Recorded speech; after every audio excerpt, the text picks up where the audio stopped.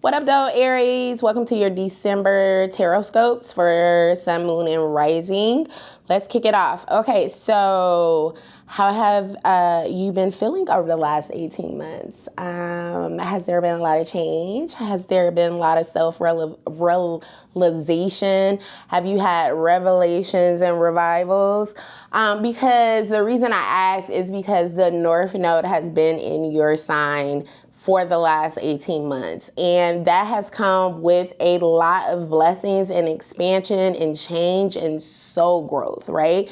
So the question is, what are you going to do with all the wisdom that you have learned, right? What are you going to do with all that energy? What I also love about this particular card is because it is the sun and moon, and the opposite, your opposite sign, Libra, has been in the south node. So it has been this energy about you showing up in partnerships, right? You being autonomous, which you have no problem being, but also being vulnerable in partnerships, how you collaborate, stop being so you centered, and making things happen and allowing things to flow and happen, especially within collaboration. You have learned a lot over the last 18 months, and now the universe is asking you to show the world the real you. Part of the real you is two things. There's a wisdom that's about you that you have learned over the last 18 months, but there's also this vulnerability energy, right?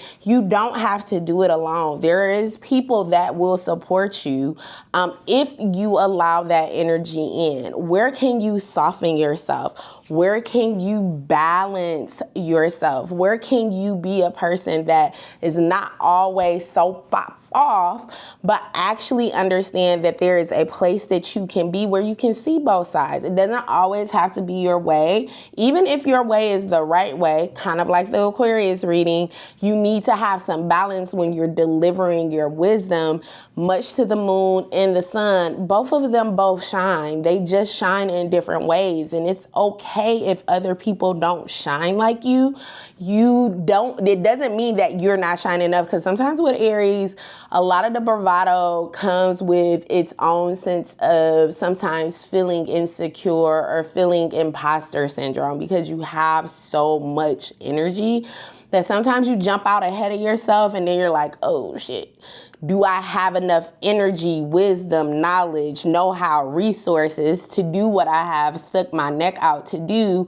And instead of saying, you know what, I need help, I need collaboration, I need somebody to balance me, you just keep pushing forward, and then you hit your head, and then you mad, and then, we got to start this whole cycle over again. So this month, we are learning accepting, learning, and appreciating appreciating the lessons that have come with these last 18 months.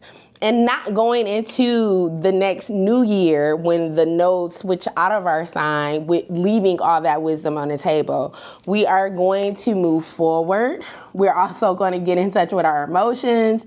We're going to move forward in a balanced perspective. We're going to also give justice and balance on both sides, understand other people's side of the situation that may not be like yours. And we're going to take that emotional maturity that we got over these last 18 months and move it into something that is much more tangible, right? There is so much more that you can do now that you have realized the creative part of yourself, the collaboration part of yourself, how you can actually work within partnerships and be vulnerable and be creative and take all that energy and move it forward.